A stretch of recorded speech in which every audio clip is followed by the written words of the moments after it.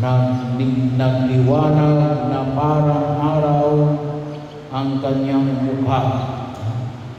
Ito ang nakita ng mga alagad kay Jesus sa kanyang pagbabagong anyo. Well, sabi nga ho ng isang philosopher, isang Greek philosopher, anong sabi? What is constant is change. Ang tanging nananatili ay pagbabago. Pero ngayong panahon na ito, hindi lang basta may nagbabago.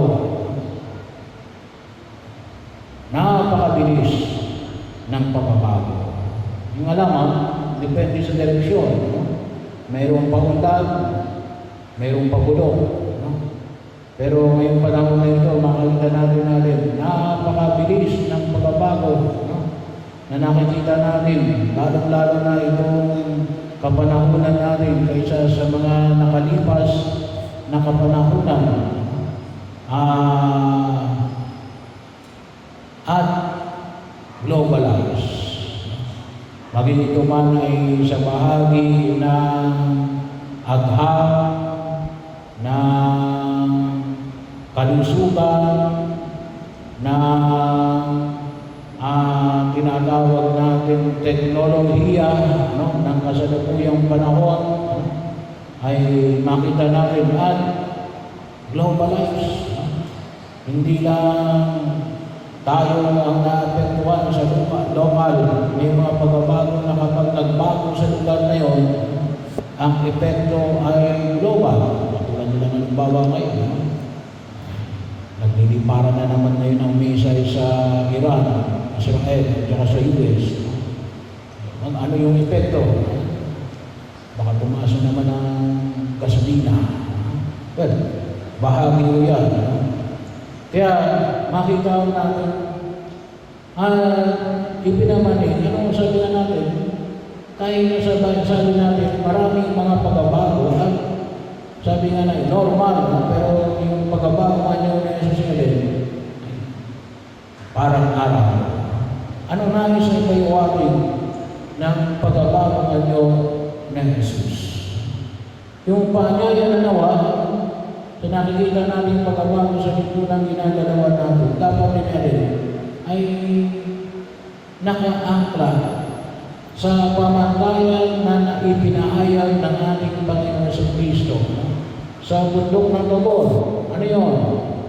Na huwag natin kalimutan ang Diyos sa ating mga pagbabago. Kasi makita natin may mga tao yumayaman, pero wala naging lapastangan. Bahagi yun. Nakita natin na may mga pagbabago na alin. Sabi nga natin, akala natin yung makabubuti, yun pala ay alin, makawawasak. Bahagi yun. Kahit na yung problema na natin ngayon na hinaharap sa korupsyon, sa mga substandard na flood control, at sa lahat pa ng iba't ibang bahagi ng ahensya ng gobyerno, ay makita natin, at hindi ba yan wala talagang proyekto. Goals. Bahagi yun. Kaya, huwag natin kalimutan ang Diyos na ipinaalala sa atin alin. Kasi ito'y pagbabago na kasama yung alin, si Moises at si Elias. Ang simbolo ng Torah, ng batas. Yung tinatawag natin 5 libro ni Moises. Bahagi yun na kung saan ay nagpapahayag ng aling pagsunod. Practically ano yun, yung 10 utos ng Diyos. Ni Elias, sumisimbolo sa mga propeta. Practically yung alin, the Old Testament. Yung banal na kasulatan na kung tawagin natin ay lumang tipan. Na tumutuloy sa kaganapan ng pangako ng Diyos na walang iba kundi ang ating Panginoong Heso Kristo. Kaya hindi dapat mawala si Jesus sa ating pag-ibig sa daigdig na ito. Kasi maraming pagbabago na nakikita natin na gawa ng nakalimutan natin ang Diyos pananagutan natin ang ating Panginoon Jesucristo, ang paghingi natin ng tulong sa Espiritu Santo, ay nakita natin destructive, hindi nakaliligtas, nakawawasan. Bahagi yun. Hindi lamang sa buhay ng tao, hindi lamang sa pastor, kundi maging sa mga susunod na henerasyon. Kaya napakalaga natin, dapat nakikita natin yung palaging kasama natin sa Jesus. At ano yung tinuturo dito? Isang pamamaraan na makita natin, lalo-lalo na, kasi kapag may pagbabago, there is always a resistance between the old and the new. Bahagi yun tungkol sa natin doon, saan ba yung pananampalataya namin dito? Saan ba yung pagkilos natin dito sa mga pagpapanibago na ito?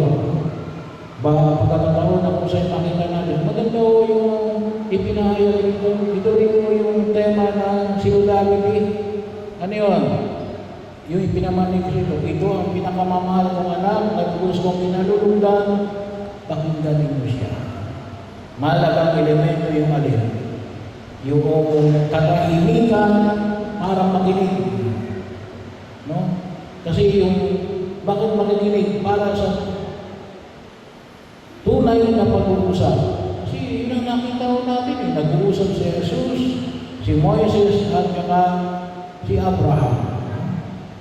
Napakahalaga yung communication. Kahit na commission, sabi nga natin, may meeting na lamang kumisa na ng audience yung pagsimbahan, i-send mo naman. No? Eh, hindi pa rin technological advancement, ano? Pero, hindi pa rin umaakay. No? Ay, wala. Lalong-lalo sa loob ng pamilya. Bahagi yun, napakahalaga yung pag-uusap. No? Hindi yung monologue, conversation, sa panyaya ng simbahan, narinig niyo yung salitang alin. Conversation with the Spirit. Bahagi yun. Kasi kung talagang nakikinig tayo sa Espiritu Santo, hindi tayo mag-uusap. Lalong-lalo na saan? Sa loob ng pamilya. Kailan kayo nag-uusap bilang isang pamilya? Kailan kayo nagsama-sama kumain bilang isang pamilya? Lalong-lalo na kapag ang mga anak ay nag-aaral sa kolehiyo. Bahagi yun. Ang pagkakataon, magkaroon ng tunay na pakipag-ugnayan. Hindi yung monologue. Hindi yung monologue. Conversation. Bahagi yun. Na makita natin. Pag-uusap. Dalawa o tatlo o hindi pa. Kaya hilingin natin sa harapan ng Panginoon at bahagi yun na kung saan ay alin. Pagkatapos ito, ano yung ipinangamanit? Para kumilos. Kasi sabi nga o rito, luminto na lang tayo. Anong sabi na Jesus? Hindi, bababa tayo. At bahagi yun na kung saan ay makita natin na alin. Bababa sila para saan? Para sa maganapan ng pagliligtas ng bayan ng Diyos.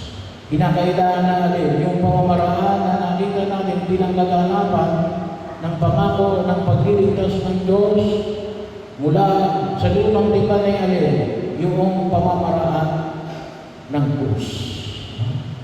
Bahagi yun at ng kanyang muling pagkabuhay. Kaya nga, kumisa, ang problema natin ngayon, alin? Kung minsan na rin, ini-skip natin yung proseso. No?